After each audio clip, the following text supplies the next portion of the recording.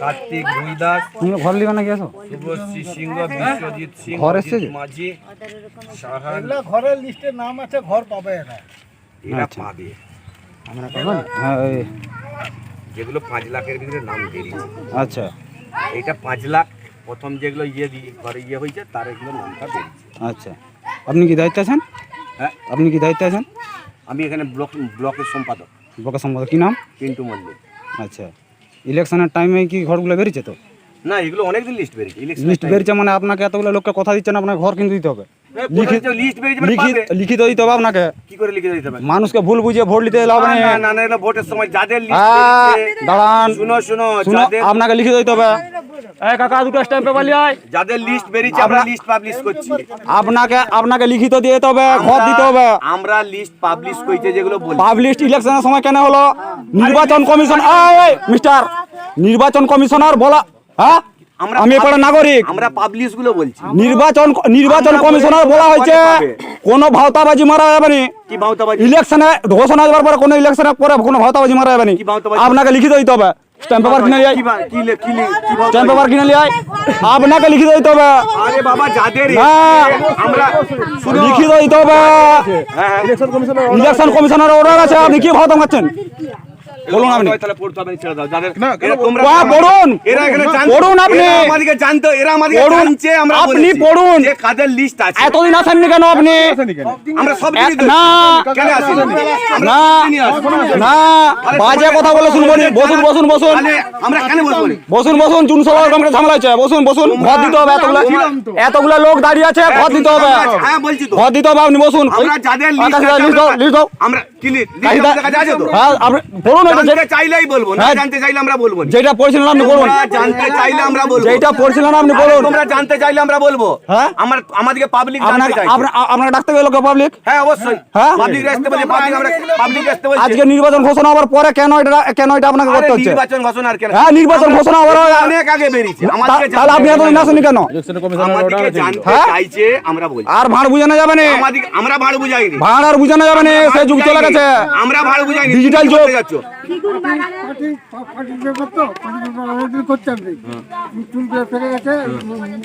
আরে দেখুন, তোমাদেরকে আমরা ভোট দিতেও পারো, নাও পারো, তোমাদের সেটা ব্যক্তিগত ব্যাপার। কে ভোট দিবে, আপনি কার প্রচার করতেছেন? আপনি কার প্রচার করতেছেন? তৃণমূলের প্রচার। আমরা বলছি বাড়িতে বাড়িতে ভোট দিবেন। এবার যে যার ব্যক্তিগত, না সেটা তো আলাদা বিষয় আছে। সেটা ব্যক্তিগত, সেটা ব্যক্তিগত ব্যাপার। সেটা তো আলাদা বিষয় আছে। কিন্তু আপনার ইলেকশনের টাইমে আপনাকে কেন ঘরটা এলো? ইলেকশন টাইমে কেন ঘরটা ঘোষণা করে? ঘর তো বহুদিন বহুদিন পাবলিশ হয়েছে। আমাদেরকে পাবলিক যদি জানতে চায়, আমরা পাবলিক ঘর ক্যান্সেল। প্রতিটা গরিব মানুষ যাচ্ছে, যে বলছে ঘর আসছে, ঘর ক্যান্সেল। ইলেকশনের টাইমটা ঘরটা ঘোষণা হয়ে গেল। ইলেকশনের টাইমে ঘরটা আর ভাঁড় বোঝানো যাবে না, সে যুগ চলে গেছে। এটা হচ্ছে ডিজিটাল যুগ। মানুষ ঠকতে ঠকতে ঠকতে ঠকতে আসল সারসত্যটা বুঝে গেছে। আর তাই নির্বাচনের সময় ভাঁওতা করে তৃণমূল নেতারা যখন গিয়ে বলছেন যে নির্বাচনটা মিটে গেলেই তোমাদের নাম সব লিস্টে আছে, ঘর পেয়ে যাবে, দিদিমণি ঘর করে দেবে তোমাদের। মোদিবাবু তার ঘর দেয় না, দিদিমণি ঘর করে দেবে। সেইটা করতেই মানুষ কীরকম পাল্টা প্রশ্ন করতে শুরু করেছে, পালাবার পথ পাচ্ছে না তৃণমূল কংগ্রেস। হ্যাঁ, গোটা বাংলার, গ্রাম বাংলার চিত্রটা এইটাই আজকের দিনে হয়ে গেছে। যতই চেষ্টা করুক, যতই মানুষকে ভুল বিভ্রান্ত করার চেষ্টা করুক, ওই সামনে মূলো ঝুলিয়ে দিক, মানুষ এতবার ঠকেছে এদের কাছে, আর এদেরকে বিশ্বাস করে না। আর বিশেষ করে এই নির্বাচনের সময় এসে যে তোমরা ভোটটা তৃণমূলকে দাও, তারপর তোমাদের সমস্ত কিছুর ব্যবস্থা করে দেওয়া হবে। তারা দেখছেন না তৃণমূলের জামানা? এই 13 বছর ধরে গোটা রাজ্যটা ধরে কি চলছে? গোটা রাজ্য ছেড়ে দিন, তাদের এলাকায় কি চলছে? যারা তৃণমূল নেতা আছে তারা ফুলে ফেঁপে ঢোল হচ্ছে, কলা গাছ হচ্ছে তাদের সম্পত্তি। আর আলটিমেটলি গরিব মানুষ যেখানে পড়েছিল সেইখানেই পড়ে আসছে, তাদের রক্ত শুষছে কার্যত এই নেতারা। তাই সেই নেতারা এসে যখন এই ভোটের সময়ে একটা করে প্রতিশ্রুতি দিয়ে যায় যে তোমাদের নাম লিস্টে বেরিয়ে গেছে, শুধু ভোটটা হতে দাও, দিদিমণি ঘর করে যাবে, ওই প্রায় ঘর না থাকা মানুষগুলো আর এইসব বিভ্রান্তিতে পা দিতে রাজি নয়, আর তাদেরকে বিশ্বাস করতে রাজি নয়। নমস্কার, প্রিয়বন্ধু মিডিয়ায় আপনাদের স্বাগত এবং আপনারা দেখছেন প্রিয়বন্ধু বাংলা, সত্যের সন্ধানে সর্বদা আমি শুদ্ধশীল। বন্ধুরা, দেখলেন আপনাদের প্রথমে একটা ভিডিও দেখালাম, সেইটা নিয়ে বিস্তারিত অবশ্যই চর্চা করব, কোথাকার ঘটনা কিভাবে হয়েছে। কিন্তু তার আগে ছোট্ট করে একটা ঘটনা আপনাদের জানিয়ে রাখতে চাই। সেটা হচ্ছে যে আমরা কিন্তু একটা নতুন প্রোগ্রাম শুরু করেছি, জনতার রায়। সেটা হচ্ছে প্রত্যেকটা লোকসভা কেন্দ্রে আপনারা যারা সেই লোকসভা কেন্দ্রের বাসিন্দা, আপনারা কি ভাবছেন সেখানকার সার্বিক ফলাফল কি হতে পারে, বা সেখানের হাওয়া কীরকম রয়েছে, প্রার্থী কী রয়েছে, আমরা আপনাদের কাছে পৌঁছে যেতে চাইছি। মাত্র 1 থেকে 1.5 মিনিটের একটা ছোট্ট প্রতিক্রিয়া, ভিডিও প্রতিক্রিয়া অনলাইনেই আপনাদের সঙ্গে আমরা নেব এবং সেইগুলোকে কম্বাইন করে সেই লোকসভায় আপনারা সম্মিলিতভাবে কি ভাবছেন সেটা অবশ্যই করে আপনাদের সামনে নিয়ে আসার চেষ্টা করব। যদি আপনারা ইন্টারেস্টেড হন, তাহলে আপনার নাম, আপনার লোকসভা কেন্দ্র, আপনার বিধানসভা কেন্দ্র এবং যোগাযোগের জন্য মোবাইল নাম্বারটি যদি আমাদের এই হোয়াটসঅ্যাপ নাম্বার যেটা দেওয়া রয়েছে 9686671317, এই নাম্বারে যদি আপনারা হোয়াটসঅ্যাপ করে নেন, আমরা আপনাদের সঙ্গে যোগাযোগ করে নেব এবং আপনাদের সেই ছোট ছোট ভিডিওগুলো অবশ্যই করে মানুষের সামনে নিয়ে আসার চেষ্টা করব। যাক, যে বিষয়ে কথাটা বলছিলাম সেটা হচ্ছে যে বেসিক্যালি এই ঘটনাটা ঘটেছে, আমি যেটা খবর পেলাম, গড়বেতা 1 নম্বর ব্লকের 9 নম্বর আমলাগোড়া অঞ্চলের ঘটনা।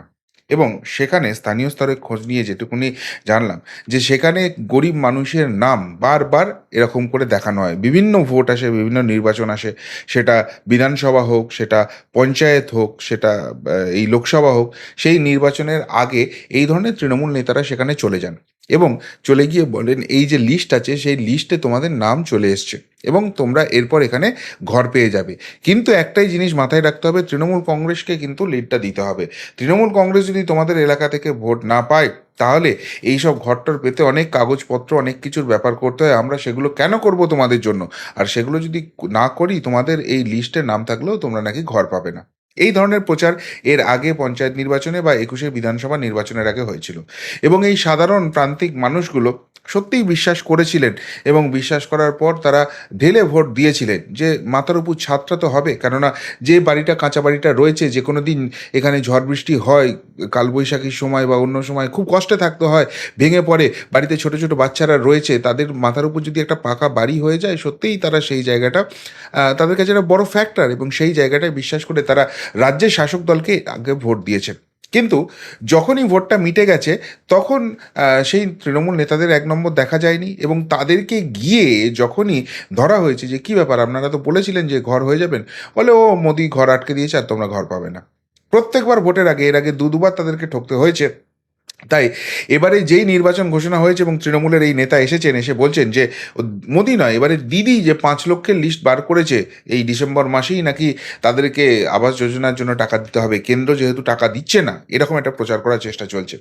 কিন্তু মানুষগুলো যখন পাল্টা প্রশ্ন করছে যে ভাই কেন্দ্র কোথায় টাকা দিচ্ছে না, তোমরাই তো হিসেব দিচ্ছ না, সেই জন্য তো এই ব্যাপারটা আটকে গেছে, দোষটা তোমাদেরই। যাই হোক, সেই জায়গায় আজকে গতকাল নাকি প্রচারে গিয়েছিল এবং সেখানে তৃণমূল নেতারা বলছেন যে 5 লক্ষ যে লিস্ট বেরিয়েছে সেখানে এই পাড়া ওই পাড়া করে বিভিন্ন লোকের নাম বলছে যে তোমাদের নাম রয়েছে, প্রায় সবারই, যাদেরই কাঁচা বাড়ি রয়েছে প্রায় সবারই নাম নাকি সেখানে বলা হয়েছে।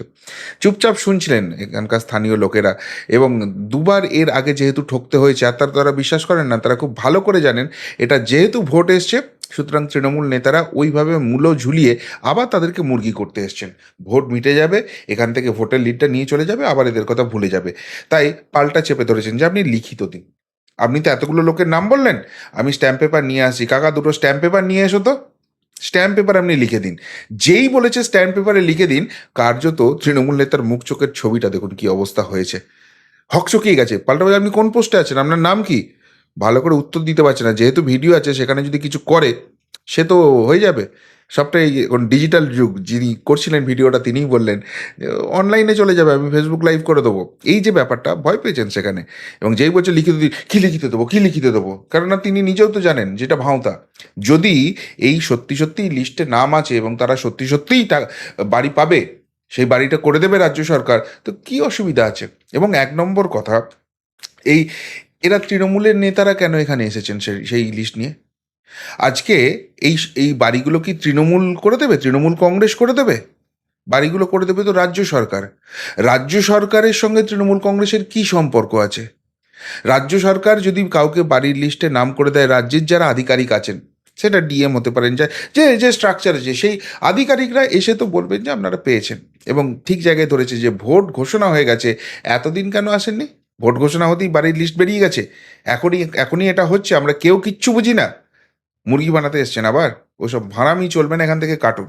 এবং তারপর পালাবার পথ পাচ্ছে না। দেখুন, একটা বিষয় যেটা আমি বারবারই বলি যে গ্রাম বাংলা এবারে আমি প্রচণ্ড পরিমাণে ঘুরছি এবং সেখানে সেখানে গিয়ে সেখানকার হাওয়াটা কি বোঝার চেষ্টা করছি। তারা যেভাবে এই শাসক দলটাকে বুঝে গেছে, জেনে গেছে এবং এই শাসক দলটাকে তাড়াবার জন্য তারা যেভাবে উদ্গ্রীব হয়ে আছে না, এই শহুরে বাবু সকল যারা নিজেদের অত্যন্ত শিক্ষিত মনে করে, এসি ঘরে বসে থেকে বড় বড় বুকনি ঝাড়ে, হোয়াটসঅ্যাপে বিপ্লব ছড়ায়, ফেসবুকে বিপ্লব ছড়ায়, তাদের থেকে এই মানুষগুলো বহু যোজন এগিয়ে গেছে। জীবনের ঠক্কর খেতে খেতে এরা বুঝে গেছে যে এই শাসক দলটা থাকলে তাদের কাছ থেকে শুধু নিংড়ে নেবে, শুষে নেবে, এদেরকে আর কিন্তু কোনো রকমই কিছুভাবেই সাপোর্ট করা যেতে পারে না। আর বড় বড় বাতেলা বাজিটা যেটা হচ্ছে, সেটা হচ্ছে ওই শহরকেন্দ্রিক যে বাবুরা রয়েছেন, তারা কিন্তু এখন ওই বিভীষণ টিভিশন পুরস্কার পেয়ে যান না, লাখ লাখ টাকা পেয়ে যান, সেই জন্য মোমবাতি খুঁজে পান না। চটি চাটতে চাটতে তাদের জিভটা তো এতটাই ক্ষয়ে গেছে যে মুখ দিয়ে কথা বন্ধ হয়ে যায়, শুধু কথা ফোটে মণিপুরে কি হচ্ছে, হাতরসে কি হচ্ছে সেই সব নিয়ে। কিন্তু গ্রামীণ মানুষগুলো আসল জায়গাটা কিন্তু ধরে নিয়েছেন। এর আগে বারবার ন্যাড়াকে বেলতলায় নিয়ে আসা হয়েছে, তার মাথাটা ফাটানো হয়েছে, ভোটটা নিয়ে নেওয়া হয়েছে সাধারণ মানুষের, কিন্তু আলটিমেটলি কিছুই দেওয়া হয়নি। আর তাই এবারে যেতেই কি হাল হয়েছে তৃণমূল নেতাদের দেখুন।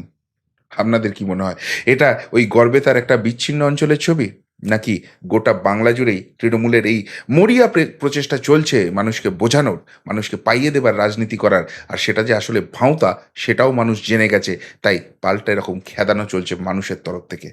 উত্তরটা অবশ্যই কমেন্ট বক্সে কমেন্ট করে জানাবেন। এখনকার মতো এখানেই শেষ করলাম, ফেরত আসছি নতুন প্রতিবেদন নিয়ে খুব তাড়াতাড়ি। ভালো থাকবেন, সাথে থাকবেন, পাশে থাকবেন। নমস্কার।